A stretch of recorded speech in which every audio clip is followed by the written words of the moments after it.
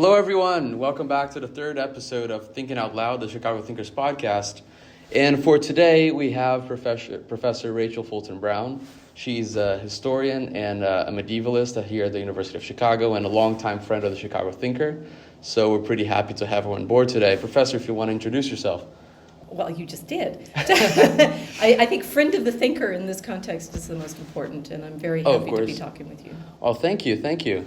So Professor Fulton Brown was, she's a very respected scholar in the medieval history department, and she's a scholar of Catholicism, which is something she talks in depth about. But something I wanted to dive a little deeper, which is what really kickstarted the relationship between the thinker and the professor, was what happened during COVID, right? So during COVID, I wasn't here. I wasn't here in Chicago when that happened, so I can't really speak firsthand, but I think she can.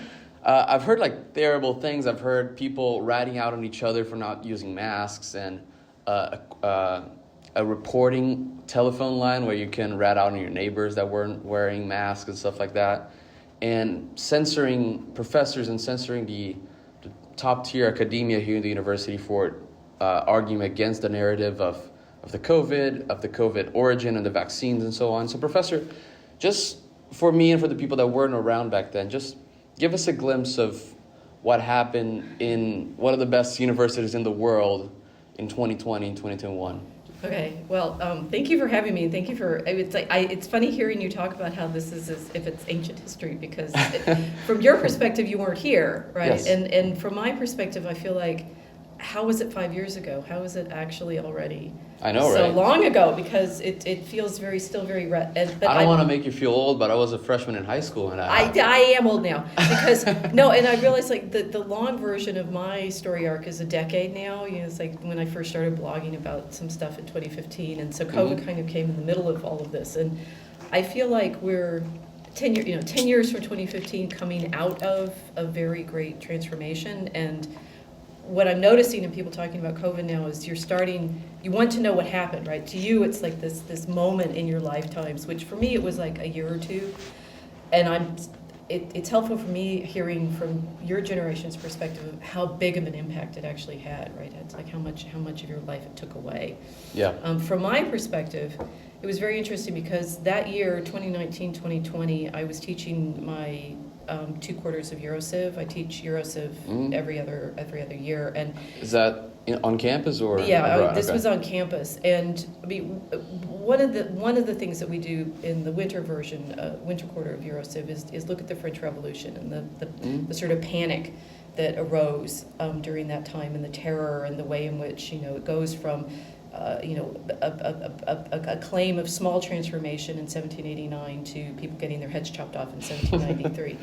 This interval of about 4 years was topical for me because I could feel the panic rising right in early 2020.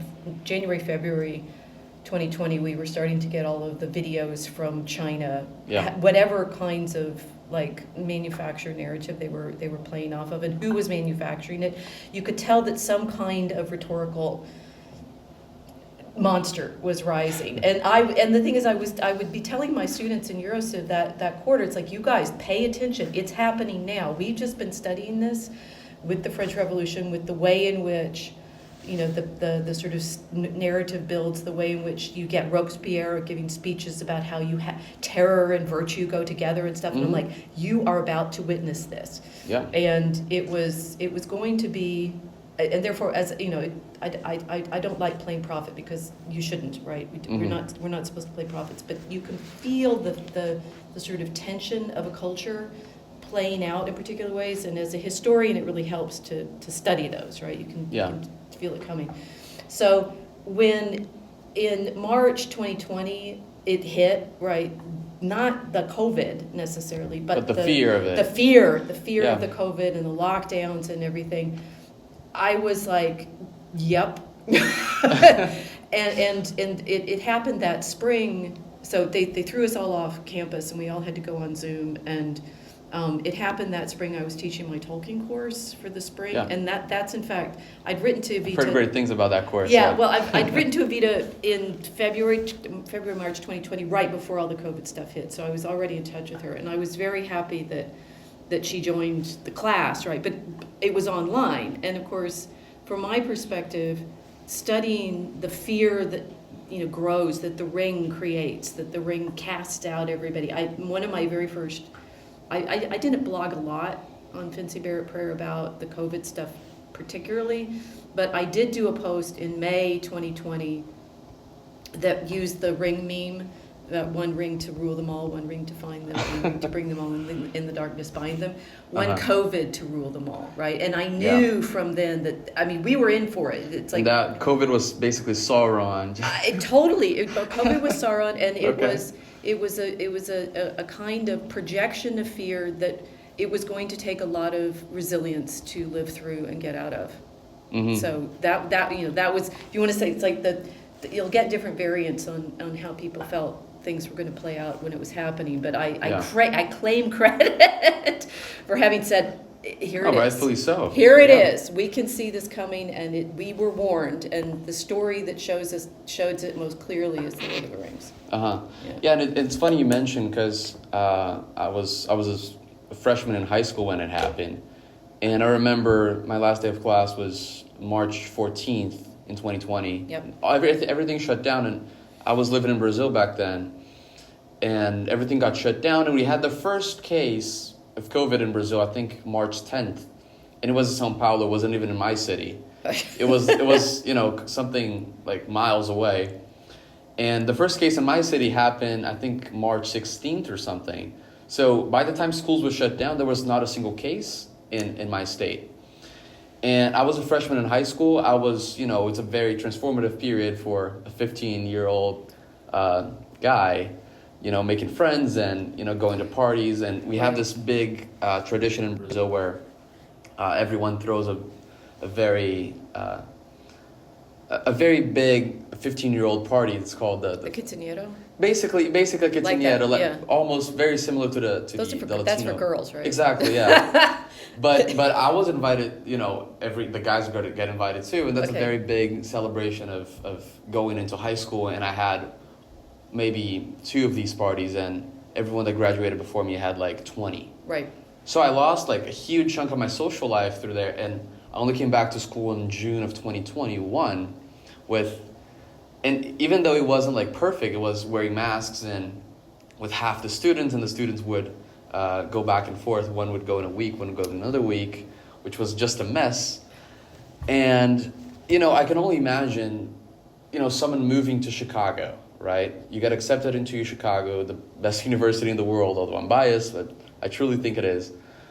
And you're just locked. You can't see your teachers, you can't join clubs, you can't do the networking if you're someone going to college. Knowing people is maybe even the best thing college has to offer. Right. How much do you think that was taken away from students, and what did you do to fight it? Because you were a big proponent against it. Well, it was enormous, right? Yeah. And I mean, my first way of fighting, saying I was teaching my class, was I said, okay, these kids are now being like robbed. I'm going to teach my class the best way I can, right? So I hopefully people have happy memories of that particular iteration of Tolkien, because I was so determined to give that quarter at least a feeling of like there's hope, right? I can show, we can see what's going on, we can see what's here. The worst year of the lockdowns, I was actually on leave for autumn and winter. We get the faculty get every 4 years we get a teacher relief. Yeah. So I didn't come back until spring 2021, at which point you say, like, only some people were on campus. I was like, okay, as soon as they let me teach on campus, I'm teaching on campus. They gave us, it was only those of us who could teach small classes, huge lecture halls. It was ridiculous, right? We had this like 8-person class in Kent. Yes, in social sciences 122, right, which seats 100 some people, and you had to space out and wear masks and the being ratted on, right? It's like I had one of the how was that? Because that's Sounds like Nazi Germany to me, right? Well, I have a lot of thoughts about the mask too. Yeah. Particularly in that class, it was a No, class. but the ratting specific, that's The class was on how to be good, right? It was a class on virtue and the token class. Yeah. No, the next class, the one I was Uh-huh. teaching on Okay. campus, and there were 8 people in the giant lecture hall.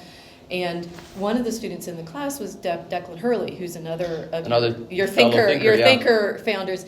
And he's hearing impaired, right? So he would sit close up in the class, and I was teaching. I'm like, these people are miles away from me in this giant room. I will take my mask off because I need to lecture to my students.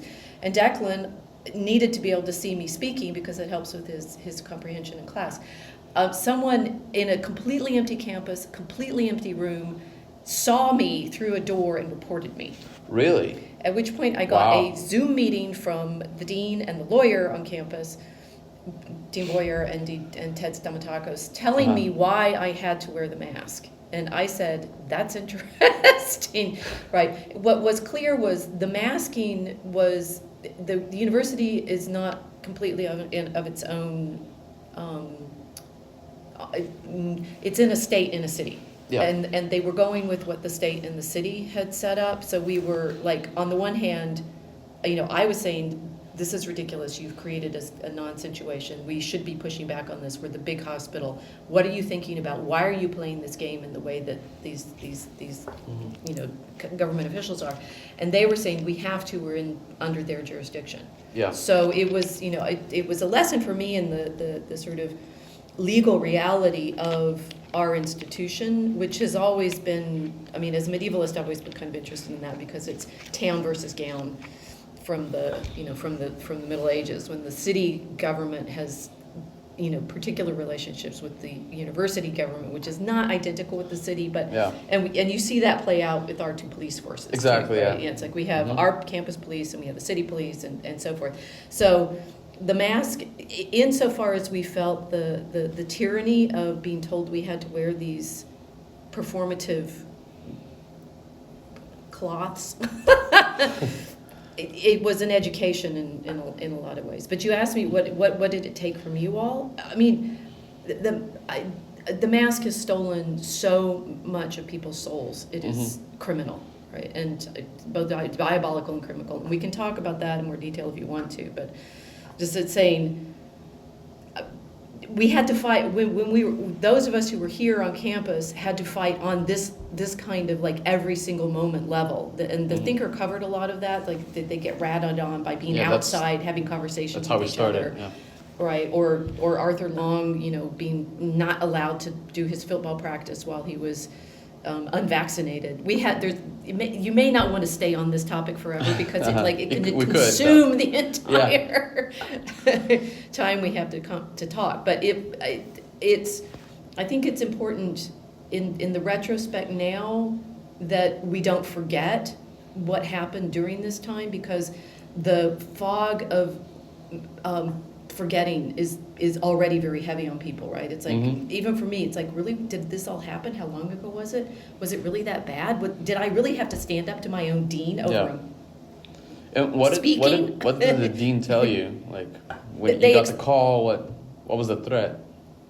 Well, at that point, they were trying to get me to understand that there was this legal situation that we were in. But there were so many things that they would say and would not say at the time. And I think with the vaccine mandates, I don't think we're fully aware yet of exactly what level of saying and not saying all was going on with those either. I mean, that was an interesting interlude as well. But these played out. It's like the first year was simply, could you even teach because you weren't on campus or you had to do it by Zoom. And the second year was, the masks and the this and that. And then the third year with the, you must be vaccinated or else. And it went on for about as long as I had anticipated. 1789 to 1793, it's about 4 years. Right, so it's about 4 years, and then suddenly everybody wakes up and, oh no, we weren't the ones chopping people's heads off. Right, it's like that's what happened after the terror in the revolution. Yeah, the revolutionaries didn't realize it. They just forgot the horror that they put themselves through. Yeah, I mean, Robespierre got his head chopped off. Well, he did. Yeah, exactly. And so did Danton, and so did the guy who invented the guillotine. Everyone just was lining up and lining up other people to get their head chopped off, and then they realize what we're doing this for. Well, Right. it died Just lose down. track of what's really important there. It died down, but what people forget is the horror they were willing to participate in. Mm-hmm. And that is, it's even hard for me, having been going through it consciously, to recall exactly how oppressive that feeling was, right? If walking to campus knowing, so what I did was, it made it clear to me that they were going to make me wear that mask, and because I was visibly saying something about stuff, they were going to be paying attention to me. Mm-hmm. So what I did was bought some belly dancer masks. Which A little more stylish, at had least. beads on them Yeah. and such, and it was like, I'm not gonna. I realized that there was a good thing about them, because the beads made my face mobile again. The masks, like, okay, so I don't know how old everybody is in terms of your popular culture, but there's an Go for it. episode of Buffy the Vampire Slayer, Mm-hmm. in which there's a plague, which is not a plague, when the gentlemen come and they're stealing people's hearts and they take people's voices. Have you ever seen that one? No. And they can't talk, right? And I'm like, wow, this is like, talk about predictive programming kind of thing. That with the masks on, people's faces were made immobile and still, and you couldn't hear and such. So whatever I did with the belly dancer masks, at least when I moved, you could see my face. I was still alive, Yeah. right? And I didn't teach in them because they were a bit heavier. But when I was on campus, I was saying, like, you cannot make me think this is normal, right? This normalizing of our erasure of our humanity was horrendous. Yeah, and something interesting that happened, going back to, the inception of your relationship with the thinker. One of our founders, Evita, she went to an Institute of Politics event, and she took a picture with a cardboard, right, a white card that said, "I'm going to vote because I think what did it say? Because socialism is more than COVID." Exactly, yeah. And she was just bashed, and people were calling her a Nazi, and she was completely ostracized from campus life. And you stuck up for her and saying, "Hey, do you want a friend?" So they were completely neglecting other points of view, completely bashing whoever didn't go for the ideology.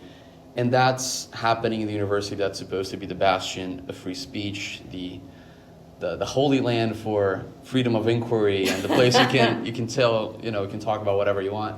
How does that challenge the university's standing, in your view? Well, so people are going to disagree with each other. When Evita did that post, that was before all of the lockdowns and shutout. And in fact, it happened, I didn't find out about it until I think everybody had already left campus. And so there was some coverage in the Maroon, and I found out about it, and I wrote to her. So in fact, she and I didn't meet in person for a long time, because she went home, and like everybody did, right? Everybody went home, and so it wasn't actually happening on campus until sometime after that. What does this say about us as a bastion of free speech? Well, so one of the difficulties that I had, at least I put this, maybe not in perspective with Evita, but so when we had no discussion whatsoever about the masking, which suggests to me that's like freedom of speech. Okay, fine, but actually the reason we need freedom of speech is because people make decisions on the basis of those conversations, and some of them include your body, right? And one of the things that bothered me, just immensely was, once the vaccines came in and they said, okay, so everybody must get vaccinated, right? This was the next year, 2022, right? So we'd already had a whole year on campus without those vaccines, right? And suddenly they're going to come in. And there were some of us who did not want to take those vaccines, and we wanted to, apply for religious exemption. Now, this does not speak well to my fellow colleagues, right? But I don't want to put you in a tough position. Well, but no, yeah. it's actually on public record because of what legally happened. we had help from the Health Freedom Defense Fund, Leslie Manukian's advocacy group, right, who have brought a number of cases. Her group was the one that managed to bring the case against the masking on the airlines and to get that declared out of inappropriate and not something that the government could mandate.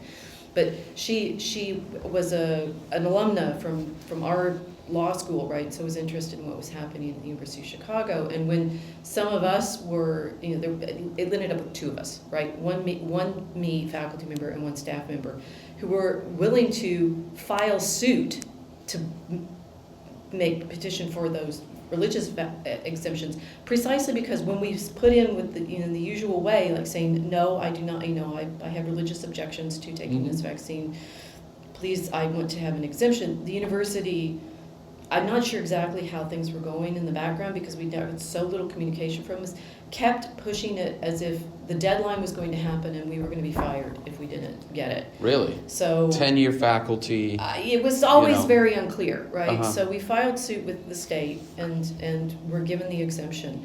And Leslie's group did a short op-ed. I'm just looking that way to think. Did a short op-ed on the fact that they helped with the filing this, and I did get my exemption, and that was appropriate. But I it's like, exactly why did it take me having to file suit to get something that was declared available to us, right? It's like if you have a religious exemption put in this way, it was very clear that the university did not want to give these, right? They didn't want anybody exempt.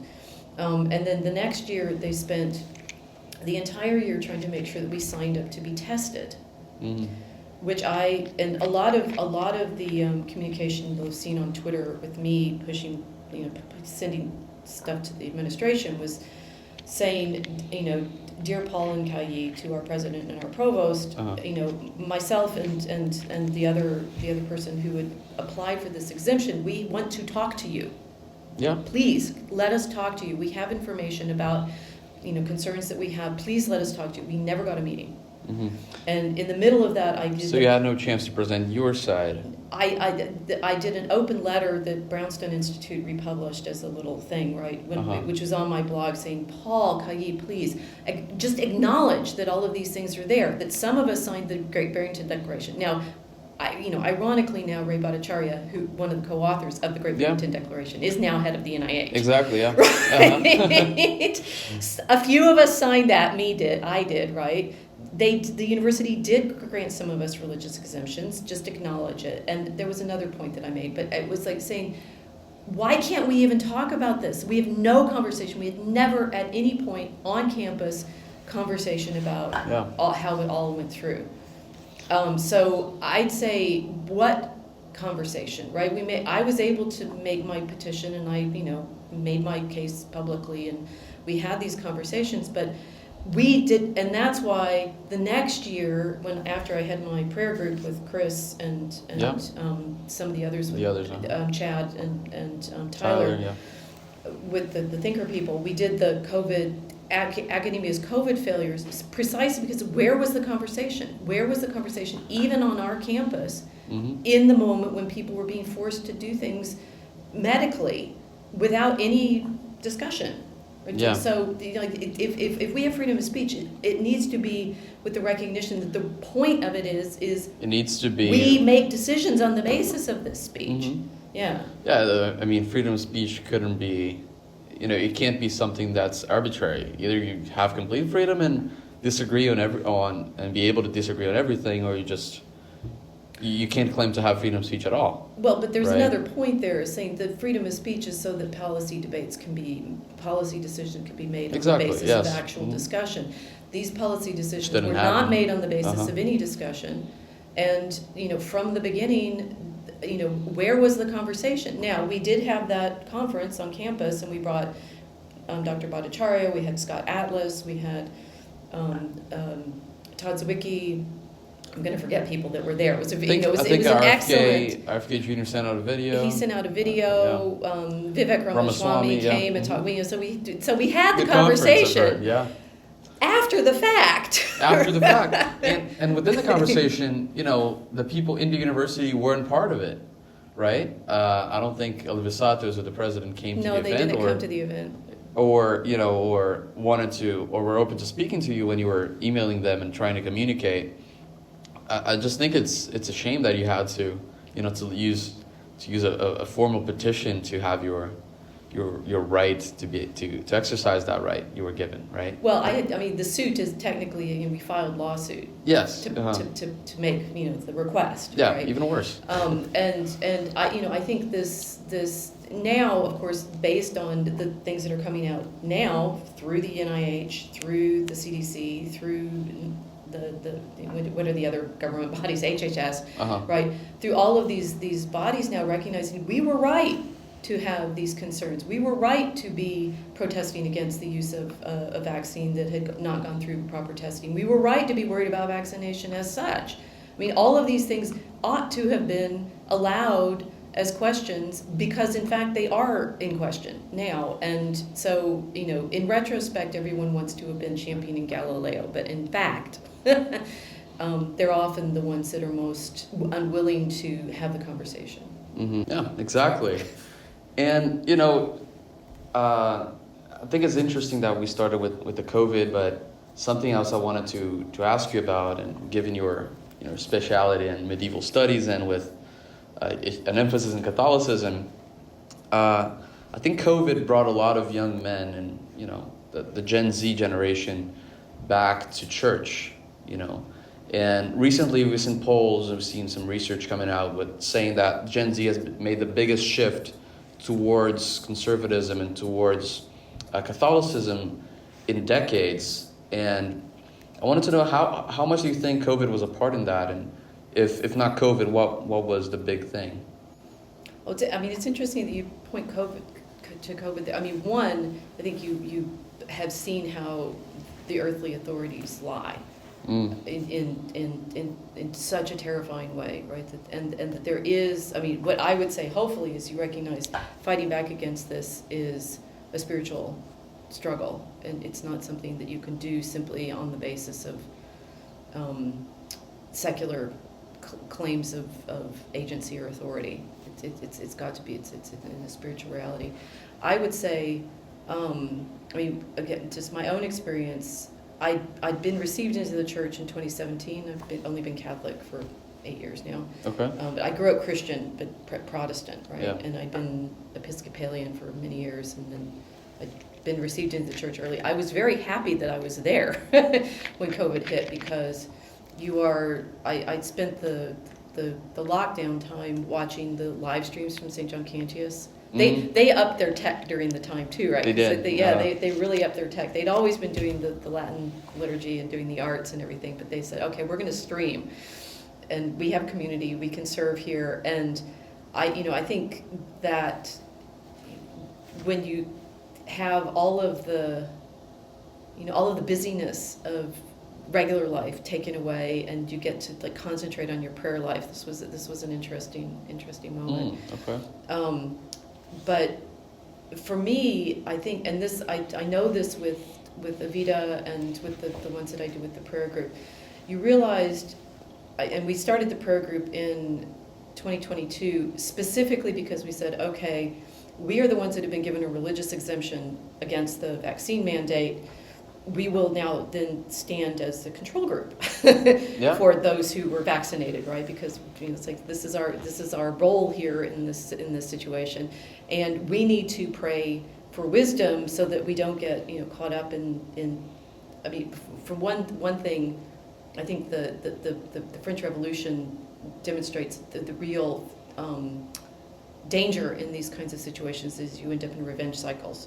Right, and you mentioned, right, Robespierre gets beheaded, right, but he'd been beheading all these other people prior to that. Yeah. And if you see the speeches from 1792, 1793, they're all about, counter-revolutionaries are everywhere, and we've got enemies on this side, and they go through these purity spirals of, all of the men that have been the great revolutionaries, Danton and Hebert, and they're all executed before we get to Robespierre. That the fear that gets spun up during these kinds of social conflicts means that there's just no way out, right? Yeah. And I think theologically, spiritually,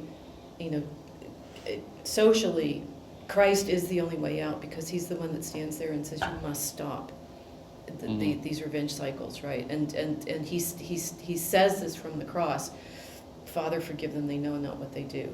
You have to be in that place where if what you're going to do is start feeding, and my writing group, when we're writing our dragon poem, is like, this is the dragon. Do not be feeding the dragon with your anger and fear and hate and all of the envy and sins that build up against each other because of this. And Christ is there saying, we must see ourselves in this moment, in this terror. So I can't speak for you or for others your age, but my hope would be that this is one of the places you get to, because the great strength in Christ is not being sucked in yet again into these cycles of killing and revenge. And that's what it was interesting, because we started the prayer group. They stopped the mandate like the week we started the prayer group, so we're like, okay, so that worked. That worked. We'll keep praying, right? Uh-huh. And so we did it for actually 2 years, and we were there, therefore, when the encampment showed up in spring 2024, and we were, we could watch the sides getting spun up again, right, of revenge and desire for that feeling of one side has to be absolutely righteous and the other side is the demon. And that was what I had been praying for all along, would not take hold again. And did that take hold in the encampments? So as much as I have frustration with how President Ali Santos dealt with the COVID thing, I was much more comforted by the way he dealt with the encampments. Oh yeah. I mean, from what I read, this was better. And this is to say, when you're in these, I hope I am not looking to make enemies or demons of anybody in these situations. I'm trying to, as a historian, understand how people get caught up in them, right? And I did think the university handled the encampment situation much better than we did the COVID situation. Yeah. Because I agree that people have the right to protest wars or protest the COVID mandates or protest whatever they want, but there's a limit, right? There's a limit to stopping people from walking into classes or bullying Jewish kids for whatever reason. Right.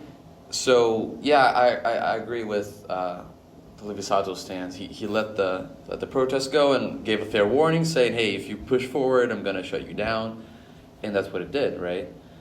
And from what I heard, Columbia had much worse experiences. Harvard had terrible experience, and to the university's credit, I think that's something that solidified our place.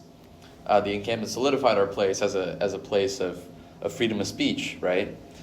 And as someone that was here and someone that was leading this fight of freedom of speech, how did you see that play out? Was there a lot of the thinker was pushing for driving away the encampments as things got more radical, and they pushed down the flag and put the Palestinian flag on top? How do you conciliate the freedom of speech and the right to protest in those situations as an academic person? Okay, so this one, maybe I would hope that my activities during the COVID situation helped people practice. In the sense of, I do think we were there praying the whole year. We could see from October 7th, 2023, because we were there on campus in the quad. Did it change right away? Like October 8th, everything was. Well, it was obviously a horrible event. Yeah. And everybody was very sad and sober about it. And over the course of the year, the Palestinian protesters put in a number of installations, which I think, as, for example, we have the Right to Life installations, if they're putting up, anti-abortion displays and things like that. The Palestinian protesters put up things like a flag for everyone who'd been killed. They were little flags, and it filled the quad. And they did a number of art installations, in the sense of they had kites that had names and pictures on them and things like that, and they had tents and so there'd been, prior to the encampment, there'd been other kinds of things going on. Little demonstrations. Demonstrations and so forth. The encampment, everybody could see the encampment was obviously a nationally coordinated moment. Yeah. These were not things that happened spontaneously on the campuses. They were guided by external advisors, how to say. Although, I mean, there were students on campus that were obviously participating and very sincere in it.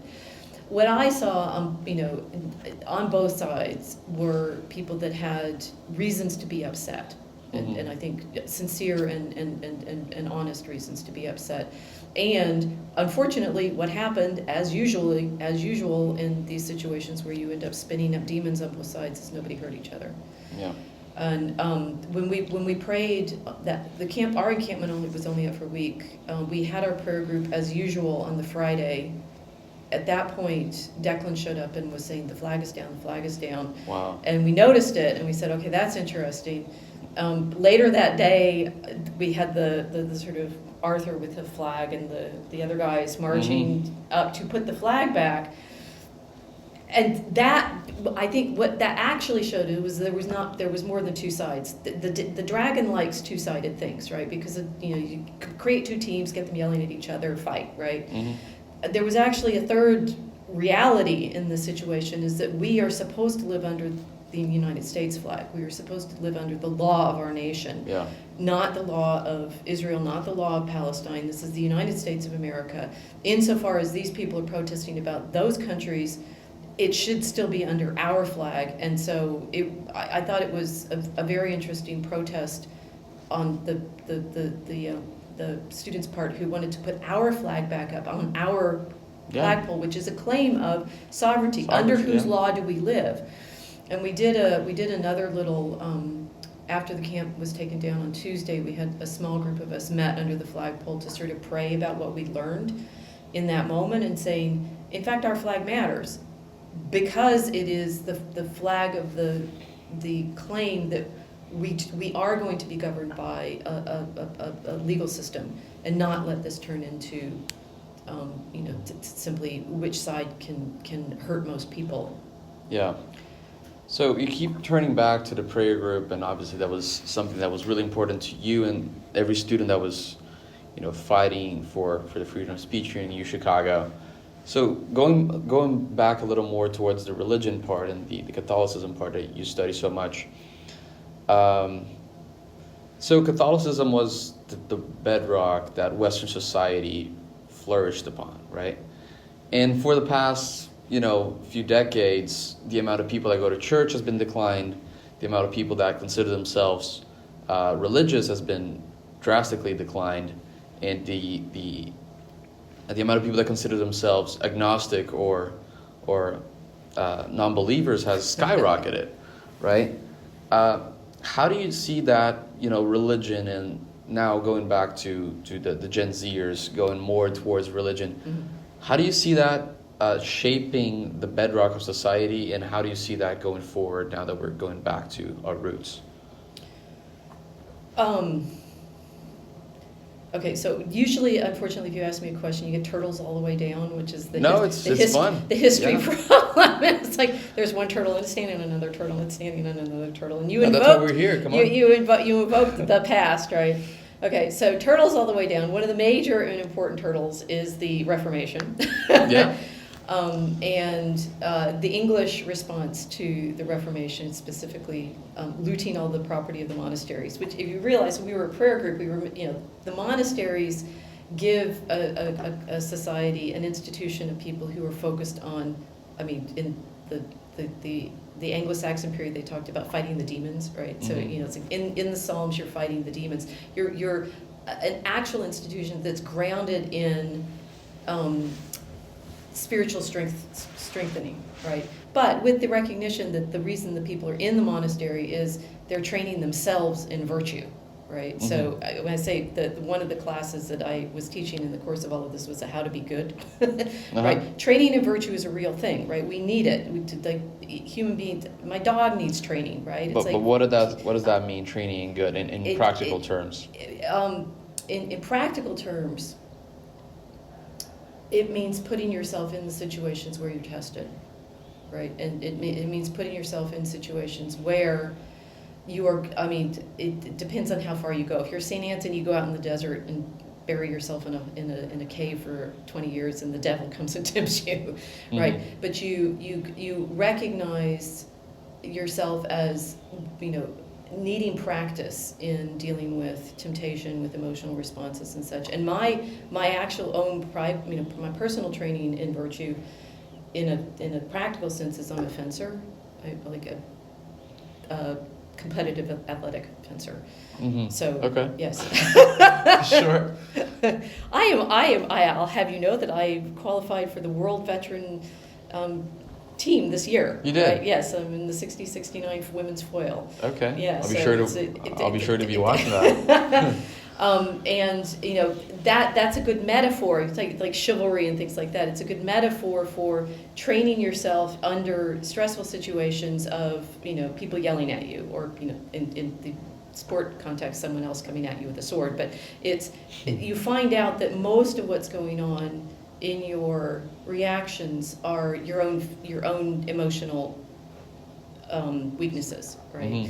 And I'd say all of the things that we've been dealing with, right, from the COVID stuff to the encampments to our free speech situation, right around the time I converted to the church, I was writing about Milo Yiannopoulos. You know who Milo is, yes? No. You don't. See, I don't. Talk about lost in the mist of time. I know. If I have the reputation, I'm sorry, Roberta, go for it. If I have the reputation that I do on campus, it's because of something I wrote in 2017 about him. Okay, right. enlighten me. You remember that Berkeley caught fire in spring of 2017? I didn't. Okay, so this is to see how much younger you are. Well, yeah, to be fair, I wasn't even in the country in 2017. I know, but to us it was like, so President Trump had just been inaugurated the first time, okay, right? Yeah. There were protests around that. Milo had been going around the university campuses in a bus, giving speeches about things like no more dead babies, right? He's very Catholic, and he's very anti-abortion, and that had excited the people who organized these things to mount a protest when he was going to speak at Berkeley on cultural appropriation, right? He always loved saying he was going to have a Native American headdress as part of his costume for that last one. It never happened. Oh, that's a shame. Because the campus was, besieged by protests. They set a electrical generator thing on fire. So if you look it up, there's news photos of fire, flames on the University of California campus. And I'd been blogging about his campus tour because of our situation as University of Chicago as the campus that supported freedom of speech, right? Because that's what he was sort of testing with his tour, right? I'm going to go around and talk about feminism and what kinds of things can I talk about? Exactly. And so he was testing it, right? I approve this, right? Take yourself and train and what was the final test there? Go in the situation. Well, for me, it was I wrote the Divinity School newsletter asked me to write something about what I saw in the protest to his talks, and I said it's a religious crisis. Right, it's a ground. The ground of our convictions is always going to have a religious layer, right? It's like what we believe fundamentally about ourselves as human beings, about creatures in the world, about how we should exist in society. It's always a theological problem. We used to, as universities, be places where people actually debated theology. You're saying what happened to it in the United States? Well, in the United States, going back to the Reformation, but we are a Protestant country. In the 19th century, the universities had many of them, including this one, had been founded as seminaries. They've been founded as places where you train to be clergy, ministers, not priests, because they were Protestant, but ministers.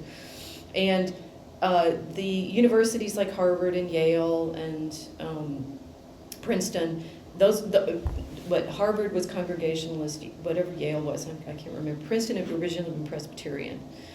They couldn't agree. They could not agree on first principles theologically, and so they said simply, we won't teach that anymore in the schools. We'll let the Sunday schools teach them. We'll let the churches teach the kids, and we'll deal with them at this other secular level. So in fact, the university system secularized itself. Which meant eventually nobody knew anything, right? So we've kind of dumbed ourselves down with our religious literacy to the point where we have no. So when I say something like Milo's talks created this spiritual crisis, proved that there was a spiritual crisis. He didn't create it. He pointed to the reality of it. Mm-hmm. Everybody got mad at me. That was when everybody got mad at Evita because of her sign. Mine that was for was saying, your well, moment. that was my moment for saying, the reason you're so upset is we're in this religious crisis. And, I think the what you all are experiencing and saying, we're finding out that there's a spiritual root to our dissatisfaction, to our desire. I'm like, but what does I saw it coming, right? Because we are fundamentally, human beings. Okay, fundamentally, we're created in the image and likeness of God. We yearn for a sense of relationship with Him, and without it, we are we're in sorrow. How else am I going to explain that we come to that? We constantly come back to it eventually, because we are made to praise and love Him. Mm-hmm. And what does that religious crisis look like in practice? Like, okay, so let's see. How many turtles are we in for now? A few, but don't worry about it. We're in the historical turtle of the Protestant Reformation and the loss of therefore the monastic and the rise tradition of the universities as they are, and the universities in the English-speaking tradition sort of being in place of that training, right? It's like you have a kind of moral training that comes out of the universities, but it's not typically well grounded because people don't have the spiritual discipline of recognizing what's going on when they feel frightened and angry and triggered by people, right? You have we need practices that enable us to recognize when we're faced with sin. And with the fencing, that was the one that helped me. But because I think like this, and so I was looking for it. But you can find it in any time you're in a situation where you are faced, like just as the students were with the encampments and the two sides in that, you are faced with someone who's afraid. And this is, I say, is the first thing as Christians we have to recognize is the person yelling at you is afraid. Uh-huh.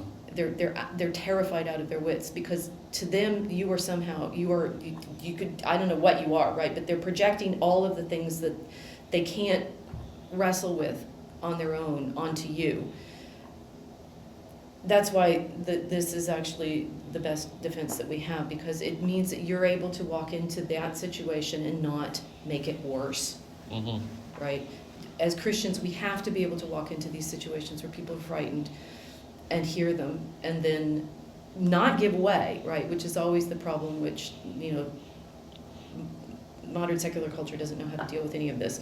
You can't impose your opinion on people, or you can't have a truth, or you can't have an opinion. That's why they're scared and upset, right? They don't know what the reality is. They don't know what the truth is, and simply, yelling back at them how stupid they are isn't the way to help them out of that moment. Uh-huh.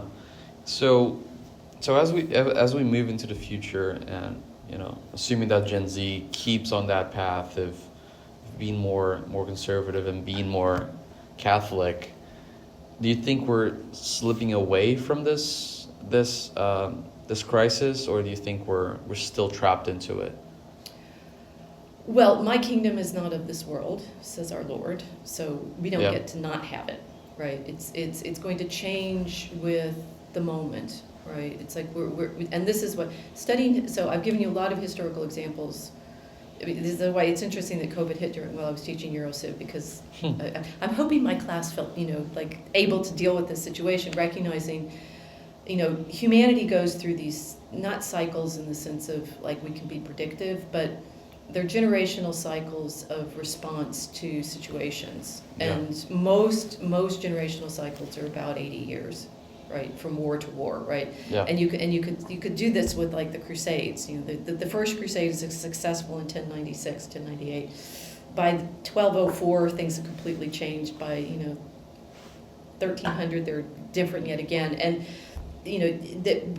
what's wonderful about Christianity is it gives us an understanding why this is taking place. But we are incarnate in time to learn, right? That God made us to have these trials and situations because they are actually opportunities for us to respond well, right? Uh-huh. And They're trials, basically. they're trials, right? Uh-huh. And the promise that the dragon makes is, oh, if you just fix everything, they'll never happen again.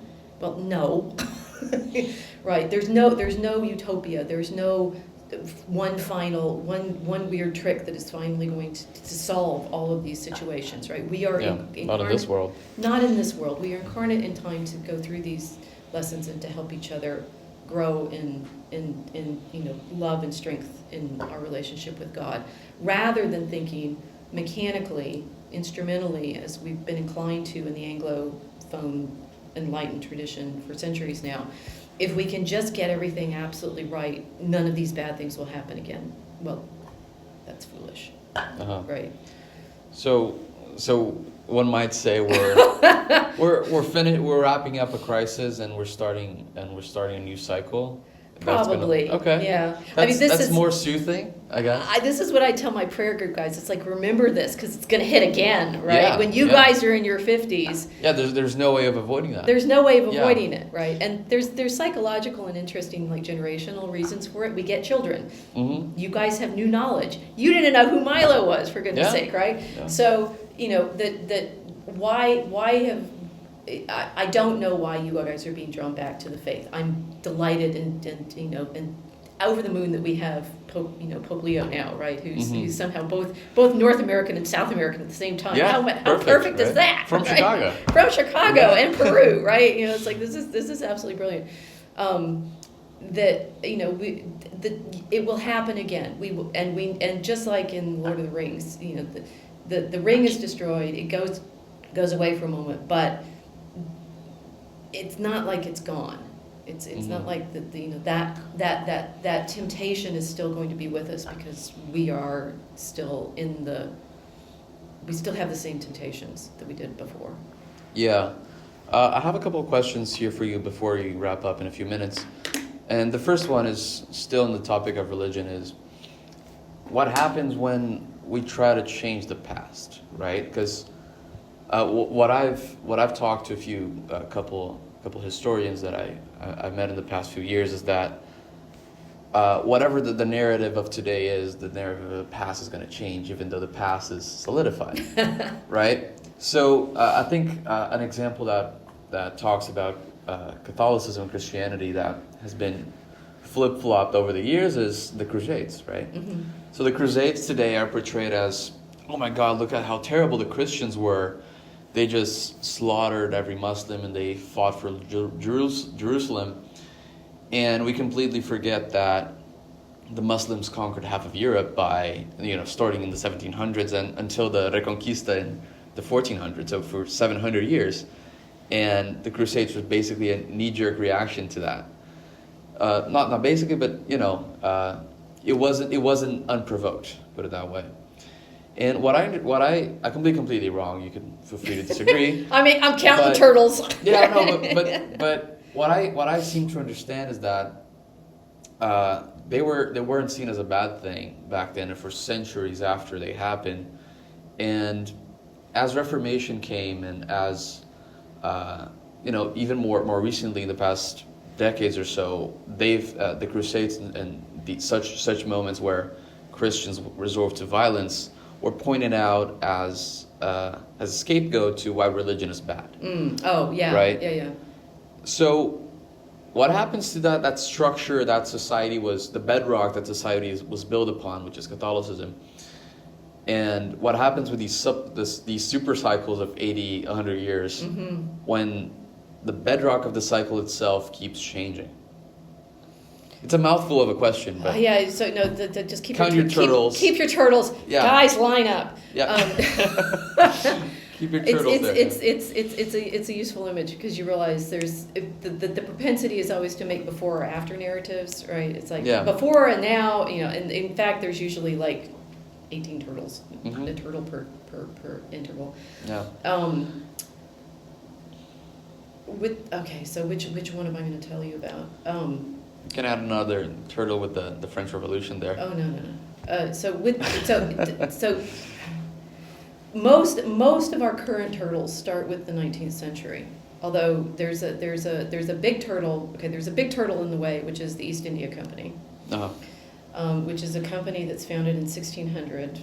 Its first ship called the Red Dragon, which we were delighted to find out because we're writing this story called Draco Alchemicus, which is about the red dragon that has ensnared all of us, right? The East India Company, over the course of the 17th century, became enormously wealthy, partly because it manages to take over the trading empire of the Dutch. Yeah. I'm not sure exactly what it does with the Portuguese, right? You guys managed to well, hold on a little bit better against the English but for a while. The Dutch did conquer part of Brazil for a okay, there you period go. of time. So think of the 17th century. Think of the great maritime empire that the East India Company is dealing with. Think that in fact, what the you're making a premise about what happened here in North America with our colonies, the English colonies. Basically, they're abandoned because they don't care as much about us as they care about India, right? And that India is way more valuable to the East India crown jewel to the East India Company in the 18th century than these troublesome settlers over there in a not very productive part of the world at that point. And of course, Spain still has control of most of North America, so we'll go to India, right? We'll take care of India. By the 19th century, and there's layers of this that you go through John Stuart Mill with, because he had been working for the East India Company before it's nationalized, basically shuttered, and he gets to write on liberty after that. So it's interesting realizing how much of our political argument is actually undergirded by this very interesting imperial commercial empire narrative. The Crusades come into this because, of course, by the 19th century, England, aka Britain, aka by it's 1878, right, that they declare Victoria Empress, right? So she, instead of just being commercially in control of India, they claim governmental control of India. They are therefore also, thanks to their defeat of Napoleon at Trafalgar, which is why you have that giant the statue of Nelson in London. In Trafalgar Square, They want control of everywhere, right? As these empires, which includes the region where the Crusades were aimed at, Egypt and the Holy Land. The Levant, It has incredibly important commercial nodes right there. Egypt is always in control of the access to the Indian Ocean. We call it the Suez Canal now. And just the ends and so England obviously, and this is what's so funny if you're thinking about like how important is the Holy Land. If you're Anglophone, as obviously say, you get this narrative about Palestine. It's this backwater that it's like it's not a backwater in antiquity or in the Middle Ages. It's the center of everything, right? It's the if you think of the Holy Land in Jesus's time, it's the intersection of Egypt, Hellenistic Greece, and Rome, right? Yeah. It's like the center of the entire world, and throughout the Middle Ages, Jerusalem is very clearly the center of the world. So by the 19th century, the English can come up with this, oh yes, it's a backwater and over there. Consider that maybe the story that we're using about the Crusades now has more to do with 19th century imperial claims of conquering the Ottomans. Okay. Right? And then, there's the turtles are now like having a party over there and running around and adding guinea pigs to their situation. That a good deal of our historiography of the Crusades, and the best book on this is Jonathan Riley Smith's Christendom, Islam, and the Crusades. It's a good story about how the Crusades ended up looming so large in Europe's imagination in the 19th century. Yeah. And how it was thanks to European, ironically, respect for Saladin as their opponent that made the Arab historians consider him actually important, because as far as they are concerned... Wasn't he important? No! Really? Well, yes and no. To them, no, because... Richard won against him. No, he didn't. He made a treaty with him. In Jaffa? Right, but Richard doesn't take Jerusalem, right? They for a tiny bit, doesn't he? No. The person that managed to get control of Jerusalem is Frederick II, who makes a treaty with the Sultan for 10 years, and then he gets excommunicated for doing that, right? That no, as far as the Islamic narrative goes, the Crusades were a minor border dispute. Really? Yeah, because that's what so they the narrative were. we have about the Crusades is a British narrative, basically. Well, if we're in the English-speaking narrative, you're going to have lots of layers of that to get through before you're to the point where you went, wait a minute, exactly why do we have this kind of so if you're from Brazil and therefore from the Portuguese perspective, I say I got to visit Lisbon a few years ago, and I was like, oh my gosh, there was this whole other empire, right? There's this entire different narrative. I know. Never mind the Spanish, which I grew up in New Mexico and Texas, and I'm more aware of the New Spain and the Nuevo Mexico and everything. The Portuguese has a whole other story. Completely different story. Yeah. Right? And it's if you take it into perspective, Brazil was a center. You talk about India, but Brazil was the crown jewel of the Portuguese Empire, right? And if we're not going to dive into slavery and that subject, but Brazil took 10 times as many slaves as the U.S. Right. And people don't seem to have an idea because we're so centered in the Anglosphere and the historical importance of Britain, which because the East India Company leads to the control of India, leads to the British Empire in the 19th and early 20th centuries, and the United States has taken on since World War I, World War II, has taken on that maritime power. Right? It's like I saw in the news this morning, we've got warships off in Venezuela right now. Consider that, right? And it's my favorite my favorite movie of all time is Pirates of the Caribbean. Okay.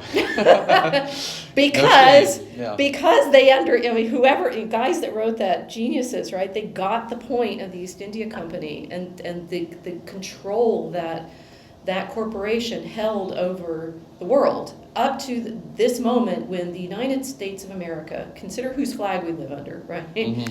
The United States of America, with its military, we have an airport here in Chicago called Midway. It's like a movie I saw going, in school was the Battle of Midway, right, or whatever it was, right, in Midway, and say, okay, so that was our great maritime defeat of Japan, which is solidified our foothold in the Pacific. Our foothold in the Pacific, our control, our maritime control of all these regions. If we consider, and this is, I say, I don't know exactly how things are playing out in Palestine and Israel, but I think it's part of that same story. Mm-hmm. I think it's still part of that control of the shipping lanes in some way, right? And if you notice, the problem that we had, that I'm going to get into, you got to get John Mearsheimer on because he'll probably disagree with me on all sorts of layers, right? But whatever's going on, whatever's going on between Russia and the Ukraine has to do with the Crimea and the control of the Black Sea port, right? Because Britain had a bad, war with Russia in the 19th century over Crimea. Mm-hmm. You've got to study the waterways and the access to the ports and the way. That was a war about Christians in Russia, because Russia, I could be wrong, but Russia saw themselves as the protectors of Christians, and the Ottoman Empire was harming Christians, and the Russians. The port. It was a port. It was so Crimea, same thing with the Crusades then. So the Crusades come about because Alexius Comnenus invites mercenaries in, mm-hmm. and they get ambitious, right? Some of the mercenaries, the Normans are a fascinating study. It's like control of England, control of Sicily. Bowman gets control of Antioch, thanks to how things play out in the First Crusade. The First Crusade is a good object lesson for the Byzantine Empire in what happened to Rome over and over and over again of hiring guys they thought would function as troops for them, who came in, and just like Alaric the Goth and his sack of Rome, just like Vandals, just like the Visigoths, it's like you guys they're are there Visigoths. for the money. They're there, you invite guys in as soldiers, and then they realize, they have all the power. They have all the power, and they take it. So, interestingly though, Crusaders actually believed in their vows. And I have a good friend who does actual crusade history, Andrew Holt, who studied specifically different kinds of accusations against the Crusaders, the men who go on the crusade. They're warriors. They're taking cities. They are following certain kinds of practices that go with, unfortunately, sieges. But they do seem to have behaved better than other armies did at the time. Contrast them with the guys who had been their ancestors, and there's a blog post on my Fencing Prayer blog about chivalry AD something, I can't remember which one it is, comparing the Vikings with the Crusaders, right? Okay. The Vikings weren't really, famous for, not selling their captives into slavery.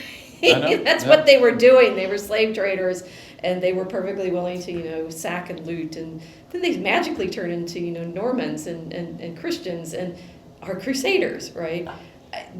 Christianity does put certain limits on what soldiers believe they're allowed to do in the field. And if we don't recognize that is as much a part of our tradition as this complicated imperial control of the ports, we're not actually paying very good attention.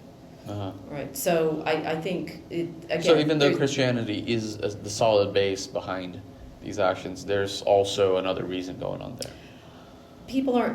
So just like with our encampment here, right? It's like between the Palestinians and the Israelis, who I think are being trapped and used in very interesting geopolitical ways. And exactly who's in control of which side and what the money is, so far above my pay grade. I just, I write stories about dragons, right, and look for rings. Yeah.